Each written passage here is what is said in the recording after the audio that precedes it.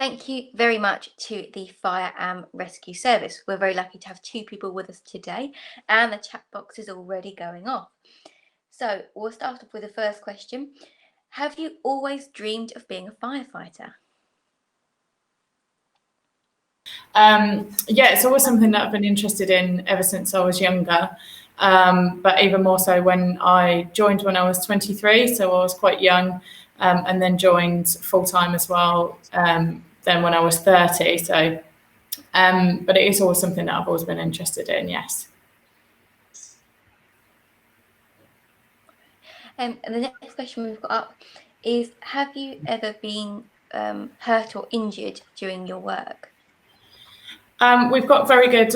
We follow in our jobs. We have to do a risk assessment for every single job that we go to. So it's called a dynamic risk assessment because every single job changes. Every single job is different. So when we go to a job, particularly if you're in charge, you will get off the fire engine. You then have to do an assessment before you commit crews at all. Now there is an element of risk there. So firefighters have been injured.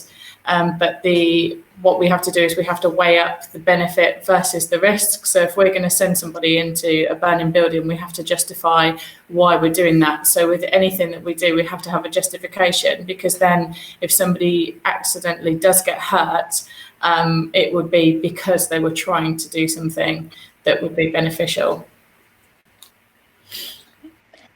We have a question from Suffield Primary. Is the most challenging part of your job? There's lots of challenging parts to the job. There obviously every time our bells go down, so every time that we get a job or an incident, we don't know what we're going to be going to. Control gets some information, but they don't always get all the information. So sometimes you can turn up to an incident and it is completely different to what you thought you were going to. Sometimes as well, when we're out and about in the community, instance where we will just come across things like car crashes, or we will just come across people that have been injured. And sometimes that can be quite challenging because you have to think on your feet.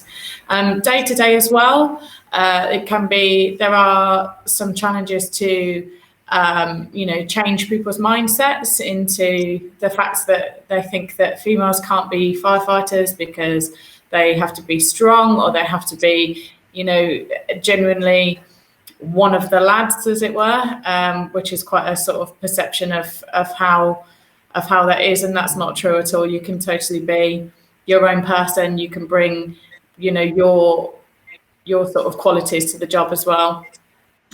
So it's not, the stereotypical what everybody thinks. Okay, I think we've got time for a very, very quick question. So what is the most number of times you've been called out in a day?